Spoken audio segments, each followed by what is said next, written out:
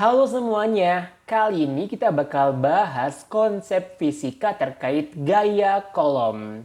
Tapi sebelum jauh ngebahas terkait gaya kolom, kalian coba tonton video ini dulu aja deh. If I charge the pipe and then bring it close to the stream of water, the water is attracted to it. That's because water molecules are polar molecules. Oke, dari video ini dia bilang nih bahwa ketika elektron saya pindahkan ke dalam tongkat, kemudian kita dekatkan ke aliran air, ternyata aliran tersebut bakal melengkung kayak tadi. Gara-gara si air merupakan molekul polar. Oke, berarti kata kuncinya adalah elektronnya berpindah ke tongkat dan juga air merupakan molekul polar. Tapi pertanyaannya adalah, kenapa ya aliran airnya tuh bisa melengkung kayak tadi? Oke. Buat tahu jawabannya, berarti kita harus paham dulu deh konsep yang namanya gaya kolom, yaitu suatu gaya yang disebabkan oleh interaksi antar muatan, entah itu tarik-menarik ataupun tolak-menolak. Kalau seandainya kita punya dua muatan yang sejenis, maka interaksi antara mereka apa? Yaitu tolak-menolak ya. Sedangkan kalau seandainya dua muatan tersebut berlawanan jenis, maka interaksi yang terjadi adalah interaksi tarik-menarik nih. Oke, kalau udah tahu di sini ada gaya tarik-menarik atau tolak-menolak, kira-kira kita bisa ngitung gaya yang bekerja nggak sih? Jawabannya adalah bisa. Tapi kita perlu paham dulu deh, terkait faktor-faktor yang mempengaruhi besar gaya kolomnya. Yang pertama adalah semakin besar kedua muatan, maka semakin besar juga nih gaya yang bekerja antar muatannya. Contohnya tuh semisal gini nih, kalau kedua muatan ini nilainya besar, maka gaya tolak-menolak antar mereka akan semakin besar juga. Dengan kata lain, secara matematis, kita bisa bilang bahwa gaya kolom yang bekerja itu tuh nilainya sebanding dengan kedua muatan yang berinteraksi gitu. Kemudian yang kedua adalah semakin jauh posisi kedua muatan yang berinteraksi, maka semakin lemah juga nih interaksi antar kedua muatannya. Artinya, kalau seandainya kedua muatan ini kita pisah dengan jarak yang lebih jauh, maka interaksi gaya kolom atau interaksi tarik-menarik antar mereka itu tuh makin lemah. Kemudian fenomena itu diteliti oleh kolom, sehingga memperoleh bahwa gaya kolom ini itu berbanding terbalik dengan jarak kuadrat antar kedua muatannya, atau Fc sebanding dengan 1/r kuadrat. Dari kedua informasi ini, kita bisa simpulkan bahwa gaya kolom itu sebanding dengan Q1 kali Q2 dibagi dengan jarak antara mereka dikuadratin. Nah, kalau kita tahu kesebandingan kayak gini, terus kita pengen ngitung gayanya, kita tuh butuh konstanta gitu. Berarti nilai gaya kolomnya yaitu Fc sama dengan konstanta dikali Q1 kalikan Q2 dibagi dengan R kuadrat. Di mana Fc merupakan gaya kolom ya, satu Y-nya adalah Newton. Kemudian nilai K ini yaitu konstanta kolom. Nilainya adalah K sama dengan 1/4pi dikalikan dengan epsilon 0. Di mana epsilon 0 ini merupakan permitivitas ruang vakum. Nah, nilai K ini untuk permitivitas ruang vakum sama dengan 9 dikali 10 pangkat 9 Newton meter persegi per kolom kuadrat. Kemudian Q1 Q2 adalah muatan ya, serta R merupakan jarak antar muatannya, satuannya adalah meter. Dari penjelasan ini, kita bisa ngejawab nih terkait kenapa sih aliran air itu bisa bengkok gara-gara ada pipa yang kita dekatkan dengan aliran air tersebut. Di mana kata kuncinya adalah pipa diberi muatan, dan yang kedua adalah air adalah molekul polar. Kita bahas kata kunci pertama dulu aja kali ya, terkait pipa yang diberi muatan. Kok bisa sih pipa tersebut diberi muatan? Iya, jadi itu pada saat wanita ini menggosokkan pipa ke dalam rambutnya, yang terjadi adalah apa?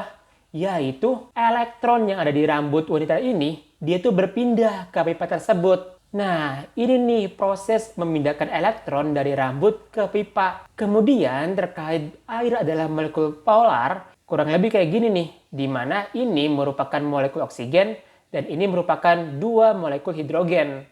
Bentuknya tuh mirip kayak Mickey Mouse ya. Oke, dari gambaran ini kita tahu ya di materi kimia bahwa oksigen ini memiliki keelektronegatifan lebih besar dibandingkan dengan hidrogen.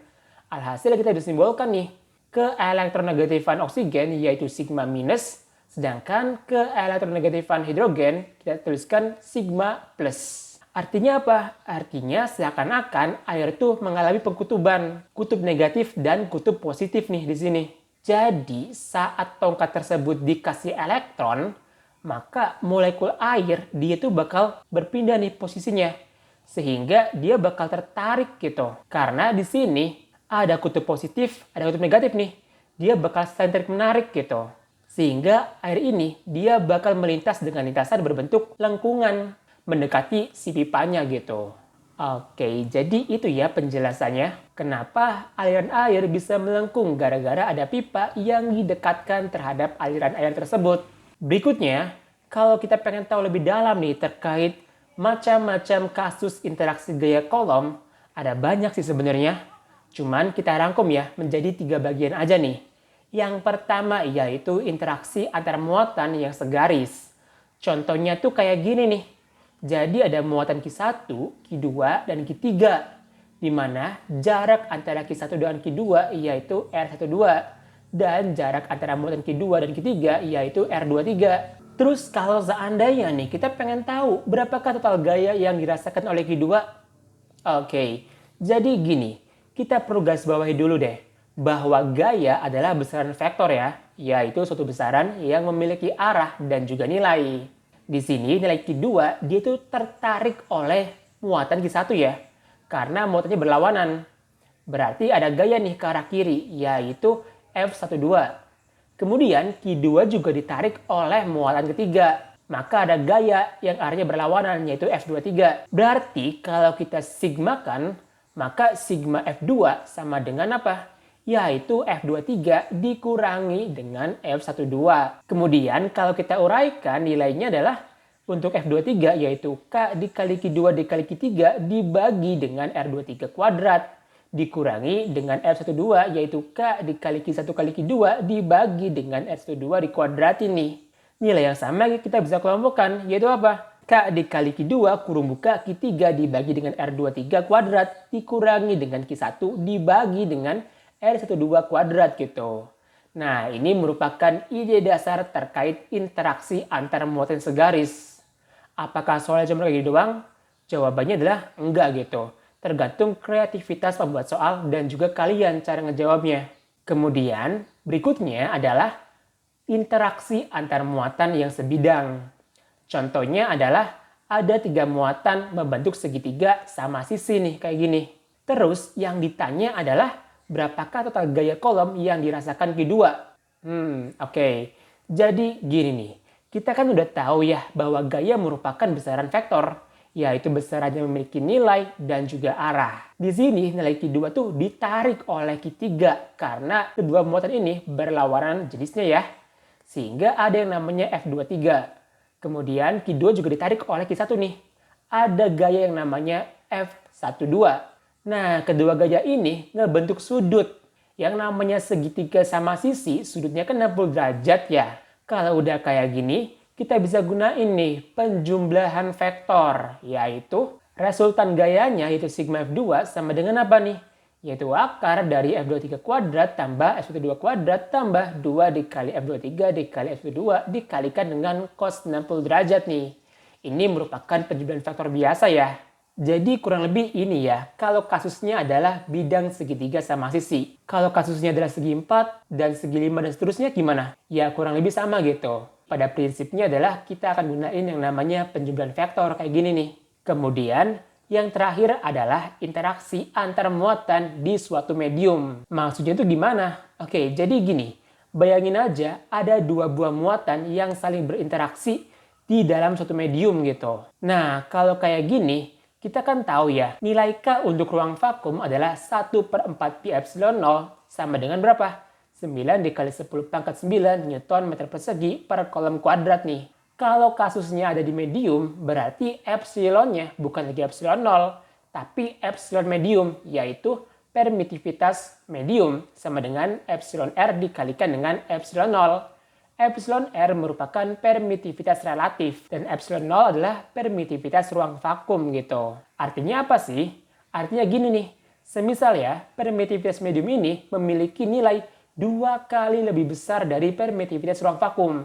Artinya, permitivitas relatifnya bernilai 2. Terus gimana terhadap nilai K-nya? Ya berubah nilai K-nya. Jadinya K aksen sama dengan 1 dibagi dengan 4pi epsilon 0. Epsilon M ini kalau kita uraikan nilainya adalah 1 dibagi dengan 4pi dikali epsilon R dikalikan dengan epsilon 0. Epsilon R kita bisa keluarkan ya, sehingga 1 dibagi dengan epsilon R dikalikan dengan 1 dibagi 4pi epsilon 0. Nah, 1 dibagi dengan 4pi epsilon 0 itu apa? Itu adalah nilai K nggak sih? Berarti nilai K aksen sama dengan 1 per epsilon R dikalikan dengan K. Oke, jadi kurang lebih itu ya kasusnya. Biar lebih paham, coba yuk kita bahas satu soal. 2 muatan dipisahkan dengan jarak tertentu mengalami gaya sebesar 1 Newton. Jika kedua muatan tersebut dicelupkan ke dalam suatu cairan dengan jarak yang sama, pertanyaannya adalah berapakah interaksi gaya yang bekerja, di mana permitivitas relatifnya bernilai 3. Oke, diketahui bahwa F1 yaitu gaya pada kejadian pertama adalah 1 Newton. Kemudian permitivitas relatifnya bernilai 3. Dan yang ditanya yaitu berapa sih nilai gaya yang bekerja pada kejadian kedua. Pada kejadian pertama, keadaannya adalah ini nih. F1 sama dengan K dikali Q1 kali Q2 dibagi dengan R kuadrat. Sedangkan pada kejadian kedua nilainya apa? Yaitu F2 sama dengan 1 per epsilon R dikalikan dengan K dikali Q1 kali Q2 dibagi dengan R kuadrat. Nah, dua keadaan ini kalau kita bandingkan maka diperoleh F1 banding F2 yaitu ini semua nih. Nilai yang sama kita bisa coret ya. Sehingga yang tersisa bahwa F1 banding F2 sama dengan epsilon R. Artinya nilai dari F2 yaitu F1 dibagi dengan epsilon R. Kalau kita masukkan nilainya berarti berapa? Yaitu 1 Newton dibagi dengan 3. Nilainya adalah sekitar 0,33 Newton. Artinya ketika kedua benda tersebut dicelupkan ke dalam suatu medium, ternyata interaksi antara mereka tuh semakin lemah ya. Oke, jadi kurang lebih itu tuh pembahasan terkait gaya kolom. Mungkin cukup sekian dulu pembahasan kali ini. Sampai jumpa di pembahasan selanjutnya. Dadah!